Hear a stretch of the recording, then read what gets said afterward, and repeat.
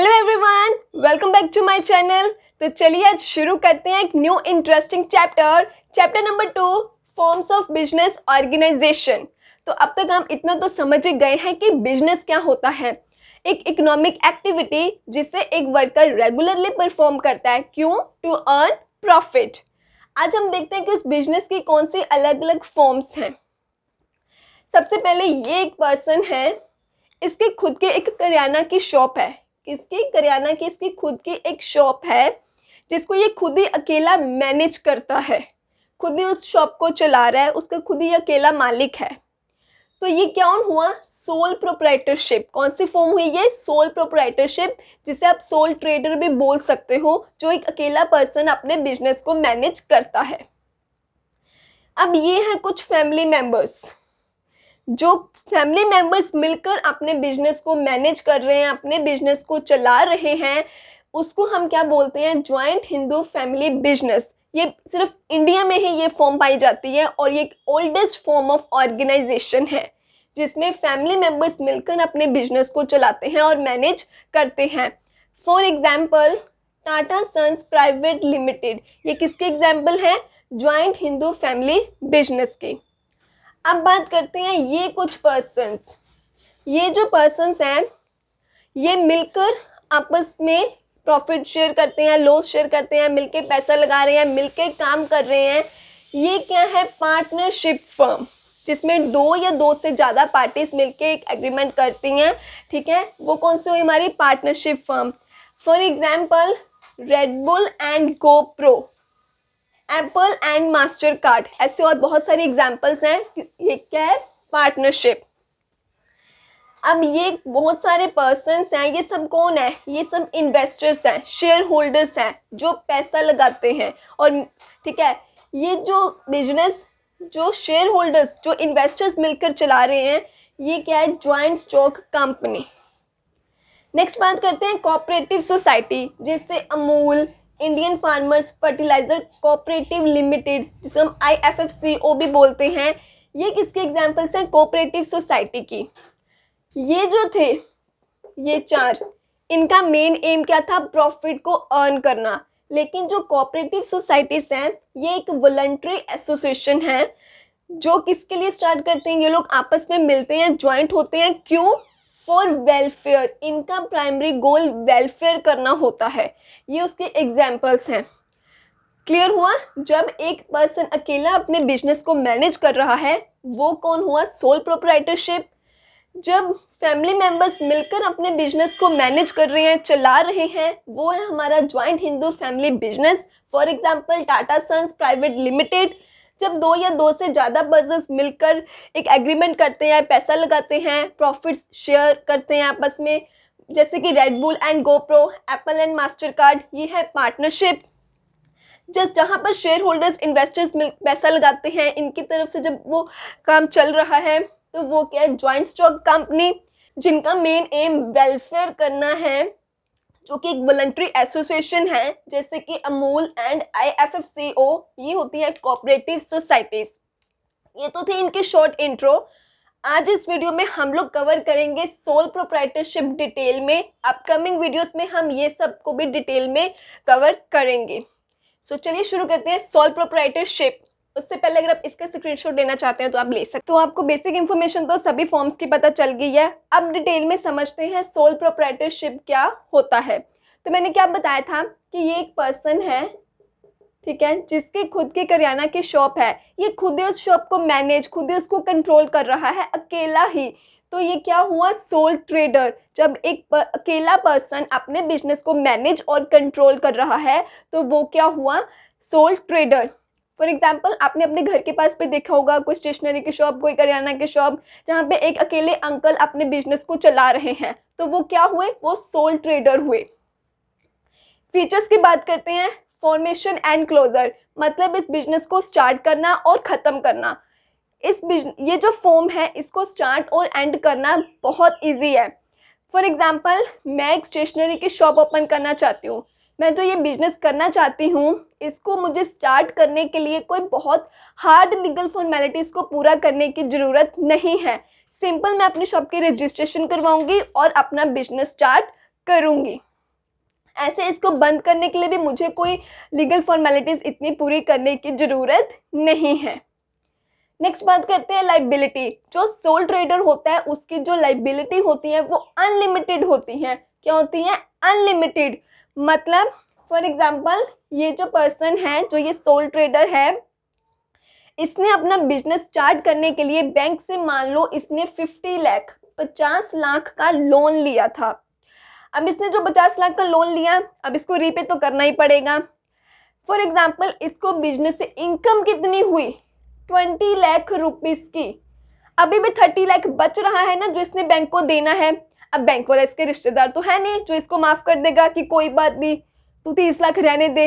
वैसे तो रिश्तेदार भी नहीं छोड़ते चलो चलिए, तो 20 लाख रुपया दे पाया, 30 लाख अभी भी रिमेनिंग है। ये क्या करेगा?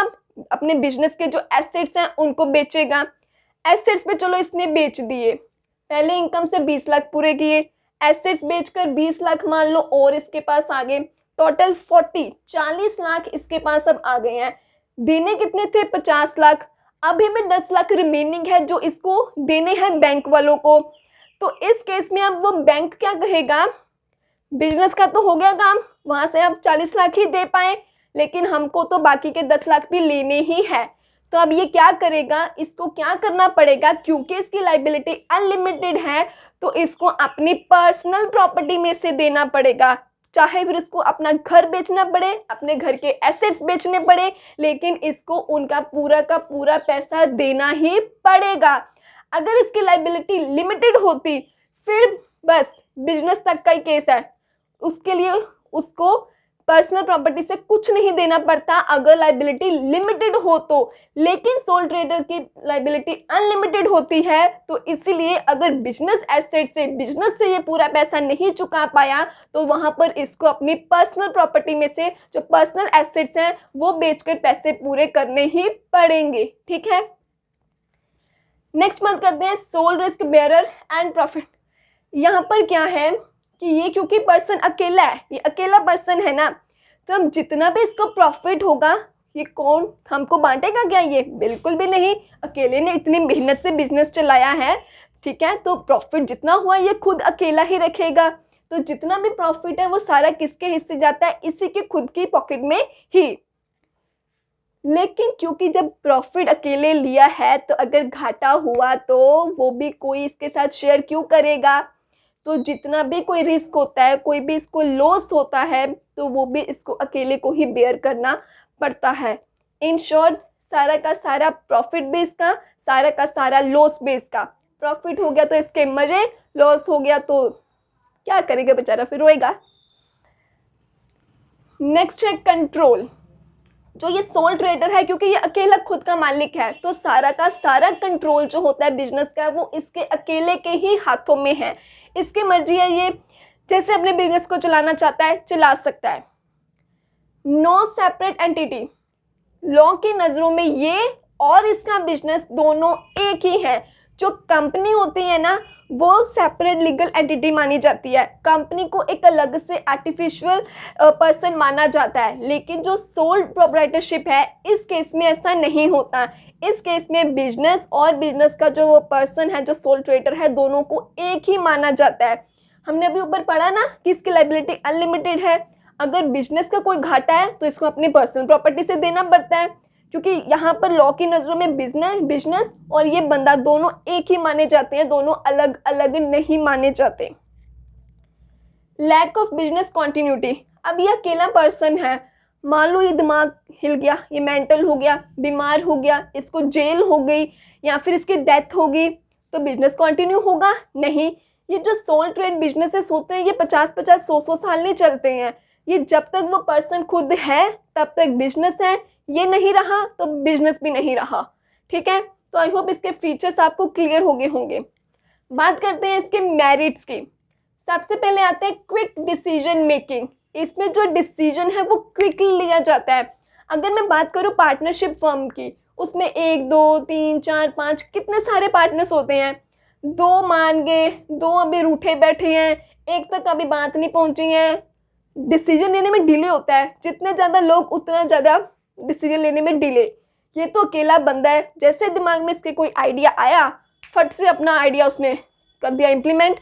तो इस केस में डिसीजन क्विकली लिए जाते हैं, क्योंकि इसको कोई तामझाम नहीं है, इससे दूसरों से सलाह मशवरा नहीं करना है, अपना बिजनेस अपने हिसाब से अपने डिसीजन ले रहा है। कॉन्फिडेंशियलिटी, इसमें कॉन्फिडेंशियलिटी रहती है इसकी इंफॉर्मेशन की, बिजनेस की।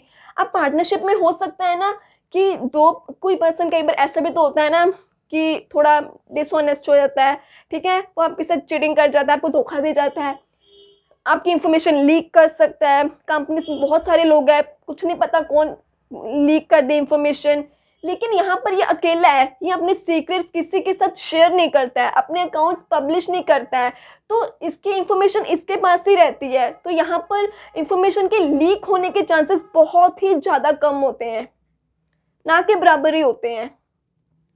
नेक्स्ट आ गया डायरेक्ट इंसेंटिव। डायरेक्ट इंसेंटिव मतलब जितना भी इसने प्रॉफिट कमाया सारा किसका, इसका। अब पार्टनरशिप में क्या था, जितना प्रॉफिट हुआ वो पार्टनर्स आपस में शेयर करते थे, लेकिन यहाँ पर तो ये अकेला पर्सन है, तो जितना प्रॉफिट सारा का सारा इसका। नेक्स्ट है सेंस ऑफ अकॉम्प्लिशमेंट। इसका मतलब पता क्या होता है, देखो आपने एग्जाम दिया, खूब मेहनत करी, खूब पढ़ाई करी, फिर जब रिजल्ट आया आपने देखा कि आपने बहुत अच्छे स्कोर मिले हैं, आपको कितने पर्सनल सेटिस्फेक्शन मिलती है ना कि यस मैंने मेहनत करी थी, मेरी मेहनत रंग लाई। ये वही बात है, एक खुद के पर्सनल सेटिस्फेक्शन जो इस सोल ट्रेडर को मिलती है, क्योंकि ये अकेला बिजनेस चला रहा है, ये अकेला उसको कंट्रोल कर रहा है। जब इसको देखता है कि मैंने अकेले ने बिजनेस स्टार्ट करा था, आज मेरा बिजनेस ग्रो कर रहा है, तो इसको जो खुद को एक पर्सनल सेटिस्फेक्शन मिलती है ना, that's a sense of accomplishment.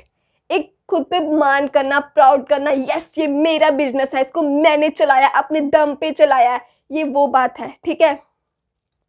Next है ease of formation and closure. ये तो मैंने आपको सबसे पहले स्टार्टिंग में ही बताया था कि ये जो फॉर्म है इसको स्टार्ट करना और बंद करना बहुत ही आसान है, इसमें बहुत भारी भरकम कोई लीगल फॉर्मेलिटीज नहीं होती हैं।